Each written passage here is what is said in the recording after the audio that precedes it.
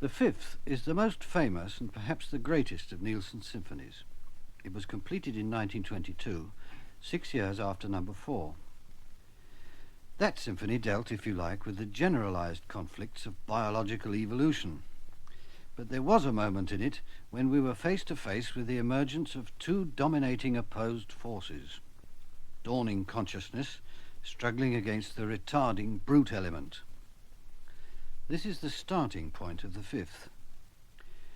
Nielsen used no title, but it's obvious all the same. Any doubts about its meaning are likely to be within the same limits as disagreements about Beethoven's fifth, for instance. This music is all human, and the brute factor in it is that part of the human that has to be got the better of.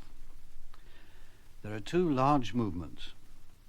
The first contains the main conflict, and the second amounts to a struggle to construct something from the ashes, not without difficulties. The work is an internal human drama, psychologically very observant. But it seems also to animate in terms of music those same problems as they're manifest in the open social contentions of the world at large. So it's a work of severe and gripping aptness to the situation in which we all find ourselves, as individuals and as members of human society. Nielsen's solutions are neither easy nor concretely explicit. What he finally urges is courage and guts. No romanticism, but constructive, hopeful endeavour against whatever odds crop up. It's a spirit that's expressed, one without which nobody can hope to cope. So far as its tonal construction is concerned, it's the most original and powerful of his conceptions. In the third symphony, we noticed how the slow movement was built on successive tonal plateaux, each a third higher than the other. In the first movement of number 5, he returns to something like this idea and has 3 vast terraces or planes, rising this time by fifths, F, C, and G, the opening wavy line on the violas.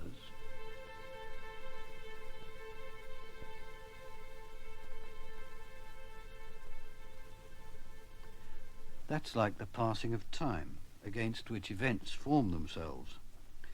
Shapes appear behind and through it. Sometimes it reacts to them, as a seismograph will record distant earth tremors. Then it settles to its neutral uniformity.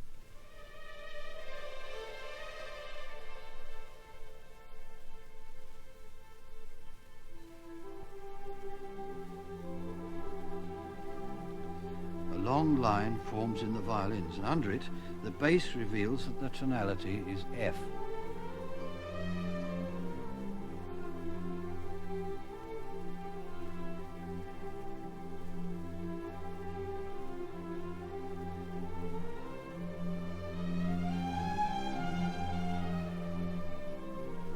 From time to time, the seismograph seems to warn of trouble. Nielsen said he felt this opening as expressing a kind of indifference. Vegetating, he said. And we're made to associate this F tonality with a sort of inertia, something to be got out of. The first real disturbance comes with the entry of the side drum, beating out a mindlessly simple rhythm. The wavy viola line becomes a horrid tramping, and the woodwind begin to sound wild. But the thoughts compose themselves a little, and the bass firmly grasps the note C. We've reached the second big tonal plane.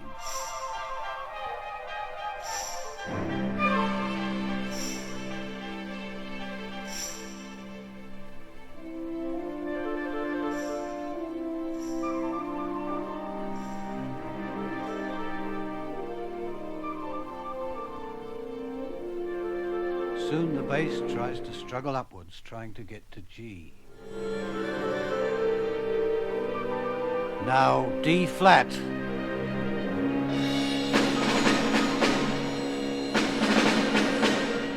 D natural, E flat, F, G flat.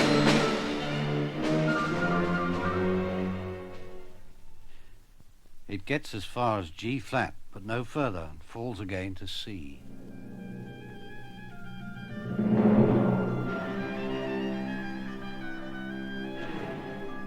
against all this, you can hear a strange, high repeated note. It sounds even weirder against the background of A-flat harmonies.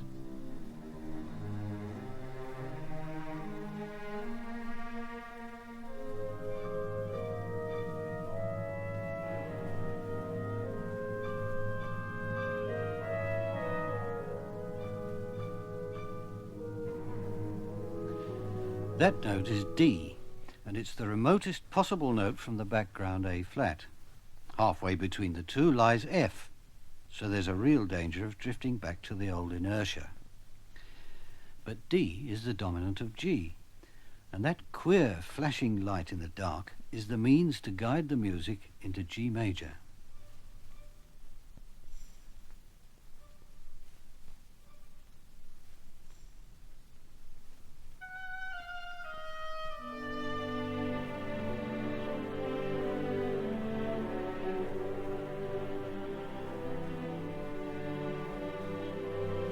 So there's the third great plateau, G major, and it's a world full of light. Superb arches of luminous counterpoint fill the clear air. But when we think all's well, we hear the seismograph warning again. Then the attack comes, culminating in the famous passage in which Nielsen directs the side drummer to go berserk, to improvise as if at all costs, to destroy the music. But the majestic counterpoint persists, and in one of the greatest climaxes in 20th century music, the side drum is finally swallowed up. At the end, the atmosphere is like that of a deserted battlefield, with the clarinet sounding a kind of poignant last post, and the memory of the side drum vanishing into nothing. Some critics have said that this drum improvisation is a forerunner of the present-day aleatoric school, in which happenings are governed by chance. But the whole point of it, surely, is that Nielsen's glorious counterpoint can withstand even an attack like that. The second movement is regenerative. It starts in B major, a third above the G major of the previous movement, and the furthest possible key from the first of all the keys, F, which is associated with inertia. But for various reasons, I can't demonstrate now, they can be found in my book on Nielsen, B is unstable.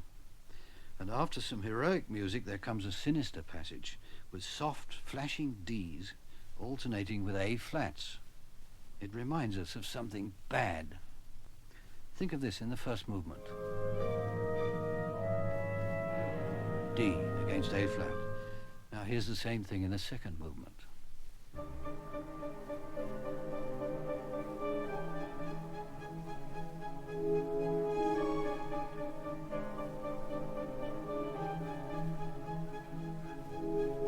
Now it's worse.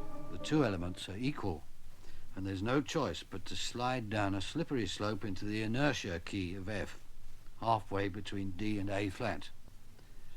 Now a fluttery and panicky fugue takes over.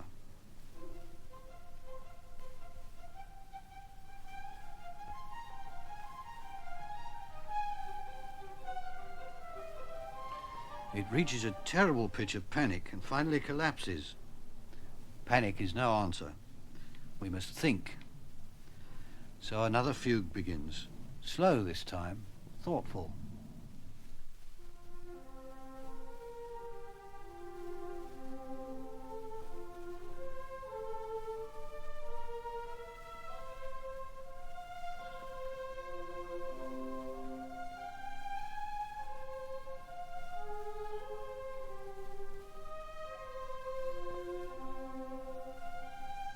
Slowly, purpose and warm blood flow into it, and in one of Nielsen's finest passages, both as polyphony and inspired music, it grows towards a climax, at which the opening of the movement is restored in its original allegro tempo.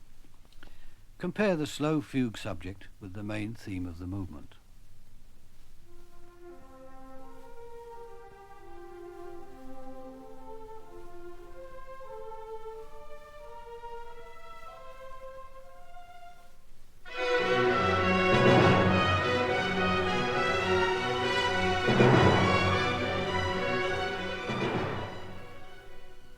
the same.